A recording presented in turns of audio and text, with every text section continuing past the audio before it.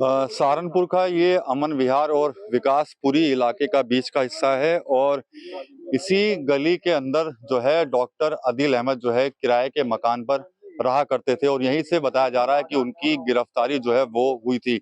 लेकिन बड़ी बात यह है कि जो आसपास के जो लोग हैं उनको इसके बारे में कोई जानकारी नहीं है कि क्या कौन से मकान में डॉक्टर अदील अहमद रहा करते थे और कहाँ से उनकी गिरफ्तारी हुई है। हालांकि ये जरूर बता रहे हैं लोग कि हाँ, भारी संख्या में पुलिस फोर्स जो है वो अचानक यहाँ पर आई थी और किसी शख्स को जो है वो उठाकर ले गई थी।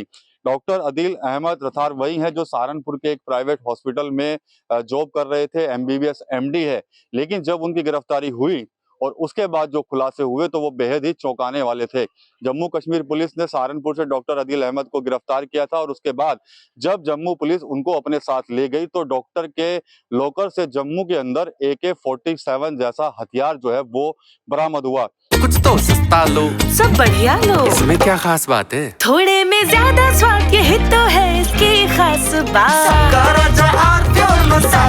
डॉक्टर से जब पूछताछ हुई तो उसके बाद कुछ खुलासे और भी हुए, जिसके बाद डॉक्टर अदील अहमद के इनपुट के बाद ही हरियाणा के फरीदाबाद में भी कार्रवाई हुई और वहां से भारी मात्रा में विस्फोटक जो है वो बरामद हुआ था। उसके बाद ही एक अरेस्टिंग और हुई है, वो भी कोई डॉक्टर है, महिला है और उनके पास से भी AK-47 जो है वो बरामद हुई थी।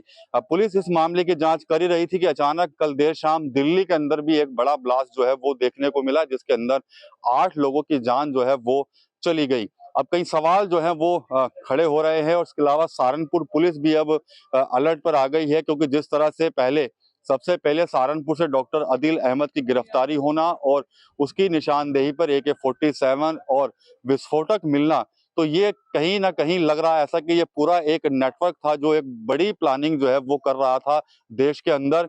और शायद हो सकता है कि डॉक्टर अदील अहमद भी उसी कह सकते हैं कि मिशन का एक हिस्सा रहे होंगे, क्योंकि सबसे पहले अरेस्टिंग डॉक्टर अदील अहमद की हुई थी इस पूरे प्रकरण में और उसके बाद ही तमाम जो लोग थे उनकी अरेस्टिंग होती रही और उसके बाद बरामदगी जो है वो चलती रही। अब पूरा जो कह सकते हैं जो राष्ट्रीय सुरक्षा एजेंसियां हैं वो लगातार अपना वर्क कर रही हैं। तमाम जो लोग हैं उनसे पूछताछ कर रही है, जो जो लोग डॉक्टर अदील अहमद के कांटेक्ट में थे उनसे संपर्क किया जा रहा है। लेकिन एक सूत्रों के हवाले से एक बड़ी जानकारी ये भी निकलकर सामने आ रही है कि डॉक्टर अदील अहमद से रोजाना 7 से 8 लोग जो हैं वो मिला करते थे। ये लोग कौन थे, इसकी जांच अब तेज हो गई है, क्योंकि क्या वो डॉक्टर अदील अहमद के ही मिशन में कोई सहयोग करने वाले लोग थे या फिर उनके प्रोफेशन से जुड़े हुए जो लोग थे। इसकी जांच अब सुरक्षा एजेंसी कर रही है और उन 8 लोगों को ढूंढने की कोशिश की जा रही है जो बताया जा रहे हैं कि रोजाना डॉक्टर से उसके अस्पताल में और उसके घर पर मिलने के लिए आया करते थे। डॉक्टर पर पहला आरोप तो वही लगा था कि भाई उन्होंने जम्मू के अंदर जैश ए मोहम्मद जो आतंकी संगठन है उसके नाम के पोस्टर चस्पा किए थे और जब पुलिस ने उनको सहारनपुर से गिरफ्तार किया तो उसके बाद हथियार मिले, विस्फोटक मिले और इसके अलावा कई बड़े उनके जो आतंकी साथी थे उनके नामों का खुलासा हुआ, उनकी भी अरेस्टिंग हुई है। लेकिन बड़ी बात यह है कि एक घटना होती है दिल्ली के अंदर विस्फोट होता है और उसमें कई लोगों की जान चली जाती है। तो क्या ये लोग कुछ बड़ा प्लान करने की कोशिश कर रहे थे? इसको लेकर जो जांच एजेंसियां हैं, जो सुरक्षा एजेंसियां हैं, वो लगातार पश्चिमी यूपी के अंदर भी अपना काम कर रही है। अभी जानकारी ये भी मिल रही है कि सहारनपुर, शामली और मुजफ्फरनगर में भी जो सुरक्षा एजेंसियां हैं जैसे ATS है, NI है, उनका एक्शन चल रहा है और कई लोगों को हिरासत में जो है वो लिया गया है। डॉक्टर अदील अहमद सहारनपुर में रहकर डॉक्टरी का पेशा कर रहे थे। सबसे पहले वो दिल्ली रोड के एक हॉस्पिटल के अंदर थे, उसके बाद फिर वो अम्बाला रोड के एक हॉस्पिटल के अंदर वहां पर पहुंचे थे, वहां पर उन्होंने नौकरी की है कई महीने।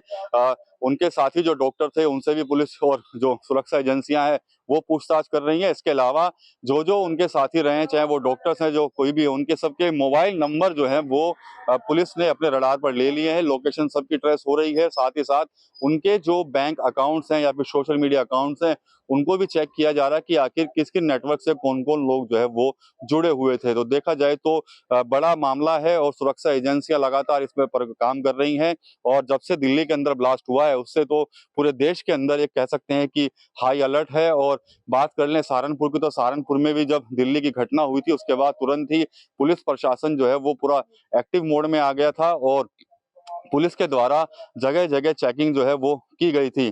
कह सकते हैं रोडवेज बस स्टैंड और रेलवे जो स्टेशन है वहां पर चेकिंग हुई है। भीड़ भाड़ वाले के जो इलाके थे वहां पर चेकिंग हुई है।